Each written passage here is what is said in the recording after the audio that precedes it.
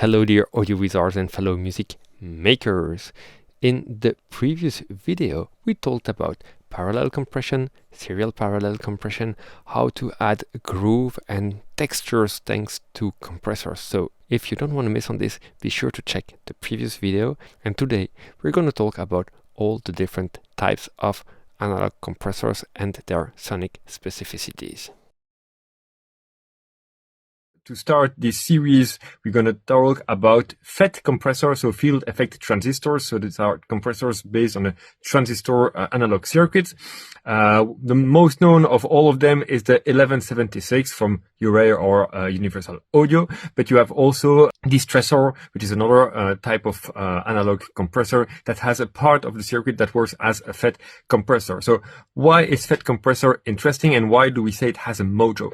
The FET circuits are very fast reacting circuits. So the main advantage of FET compressors is that they are able to shave off a lot of transients. They are working very fast. So they are good on drums. They are good on sounds with a lot of transients. But they are also very useful for parallel compression, because this is what we want with parallel compression. We want to shave off the transients. The one little thing about the 1176, which is pretty interesting to know, is that actually the attack and the release buttons are inverted. So if you want a really short and really fast attack, you need to turn the knobs all the way up instead of all the way down. And it has all buttons in. If you put all the knobs in, it activates all the circuits at the same time, which means that you have an even stronger ratio, even faster attack times. But these compressors also bring harmonic distortion. And with the all buttons in, you have even more harmonic distortion.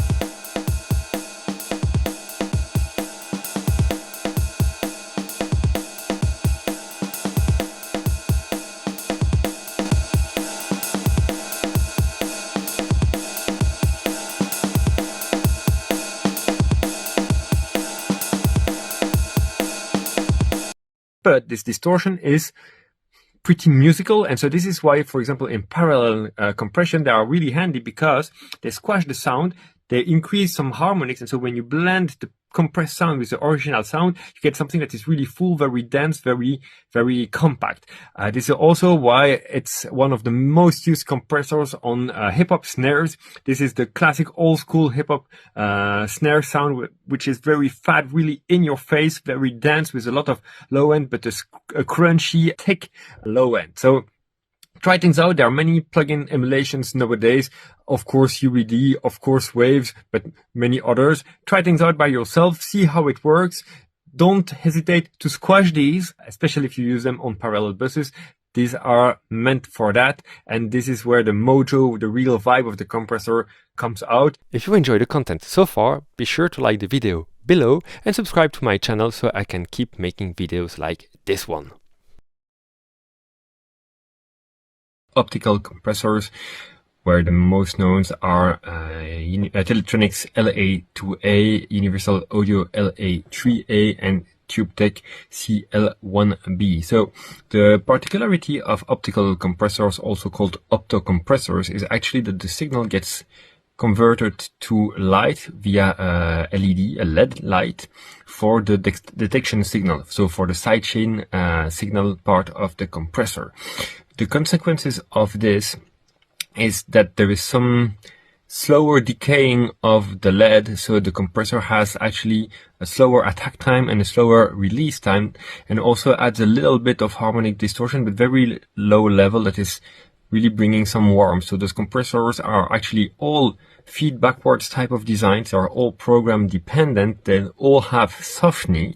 So as a recap, program dependent is that actually the release time is going to be depending on the amount of compression. Feed backwards means that actually the signal gets analyzed after it's passing through the compressor. So the curves are more logarithmic than linear, so it's more musical. So bottom line, all those compressors allow some very gentle, more gain leveling, some smooth compression for consistency rather than working on heavily dynamic sources. This is why late 2A is very used on vocals after 1176, after we shaved the transients. The LA3A is a bit faster because there is a solid state part of the design, so it's reacting a bit faster. This is why it works wonder on basses, for example, and the tube text CL1B also works very nice on vocals to get something that is warm, that is gluey for basses, for vocals, for violins, for instruments that have slower attack times. What about VCA types of compressors? VCA compressors are usually very fast, but a bit slower than FET compressors, yet their sonic characteristics are very transparent. This is a reason why we find many VCA compressors in the field of bus compression or master compression, like the SSL 4000 G bus compressor, like the API 2500, like Shadow Hill's mastering compressors has actually two stages, one optical stage and one VCA stage. The VCA that is taking care maybe of the faster part, and the optical that is more like leveling amplifier. There's obviously also the famous Neve 33609, which is both FET and VCA, which is known to be very musical yet pretty warm type of compressor used on master buses as well, or on vocals. There's the famous DBX 160 as well, mostly used on drum buses, but also on individual tracks like kick snares. It's known to have some punchy yet clean sound. The reason why we like these kind of compressors on master buses is that they have this tendency to glue things together. We're going to talk about glue a bit later on yet, but the idea with glue is to letting the transients pop out, yet to contain the body of the sound while remaining pretty transparent. You don't want to squash the master bus. You don't want to add tons of distortion, of harmonic distortion, of coloration to the sound, because this has already been taken care of at the earlier stage on the individual tracks. Long story short, VCA compressors are widely used compressors for their transparent characteristics, yet very clean, so it makes them very versatile type of compressor. Okay, so last type of compressor we didn't talk about yet are the Vari-Mu type of compressors, which the most known is the Fairchild 660 or 670. Vari-Mu compressors are based on tubes. We find also like the Manley Vari-Mu compressor in hardware, and they have many plugins emulation from the 660, 670. We have also the M-Juk from Klanghelm, which is another plugin emulation of different type of Vari-Mu compressors. So what are the specifics about Vari-Mu? So the first thing about Vari-Mu is its tube-based type of design. So in Vari-Mu type of compressors, the gain reduction is applied via the bias of the vacuum tube.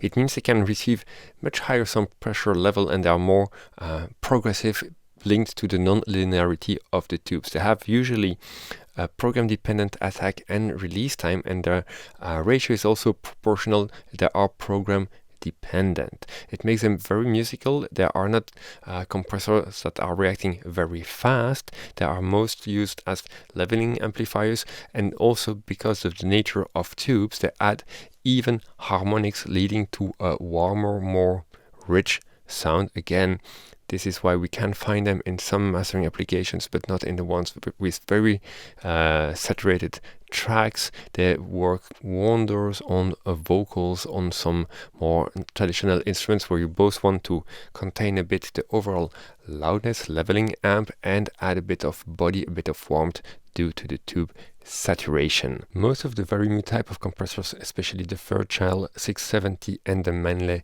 Vari-Mu, have a feed backwards type of design, enhancing the more natural exponential type of release. The release is also program dependent, meaning that the higher the ratio that has been applied to the signal, the slower will the release be, leading to a more natural, a more organic type of compression. To understand a bit better what's happening here, let's have a look at the plugin Doctor window.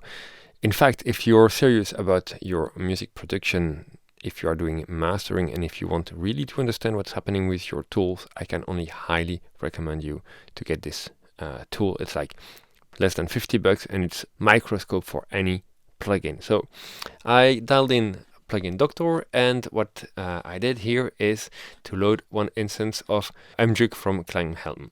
So first thing is we can switch between different modes, and we'll have a look at the frequency response. So if we look at the frequency response, we can see that depending on the modes that we are calling back, the curve is already pretty different. So in fact, without any compression being applied, this plugin is already working as an equalizer. But this is not what is the most interesting for me in this plugin. We talked about tubes and how tubes actually add color to a signal, how they add harmonic distortion. Well, let's look at the harmonic page. We see here quite some spikes. We see harmonics, and if we change between the modes, we see that there's a big difference in the decrease of the harmonics of the spikes that are generated, right? Yet there is already a background noise of -100. This is something we don't care, but you see that actually what's happening is creating harmonics on the low end. And the most interesting part is not only that they shift between the different modes of the plugin, it is that those harmonics change with the time constant,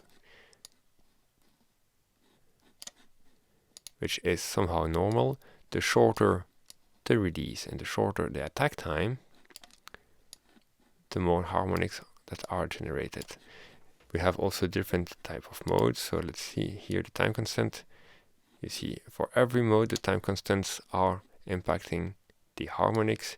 The idea here is that actually while dialing this plugin, without any compression happening yet, or barely compression happening, you are already creating harmonics. Another interesting point here is that you see that for those three modes, in fact, you don't have any ratio or threshold control. These are both linked, like it would be with some Opto compressors like LA2A or LA3A. Obviously, the higher the input gain you're going to send, the faster you're going to reach to the threshold. But so playing with the input gain and with the compressing knob allows you to dial in different flavors of compression. Let's look at the dynamics here. Let's start to compress. And you can see we have a pretty soft knee. We are lowering the threshold and we are increasing the ratio when we dial in the compressed knob. Threshold lower and steeper ratio. Here threshold higher and smoother ratio. I hope you enjoyed this content and that it will help you push your music to new heights. As usual, if you enjoyed this content, feel free to like the video, to subscribe to the channel, to stay tuned for the coming videos, and to leave me some comments or to interact with me in the chat. Next week, we're going to put some compressors under the microscope and look at all the different behaviors those different plugins can have, how to read and how to use a tool such as plugin Doctor to help you understand the details of any of your plugins. See you in the next video, and until then, take care. Bye bye.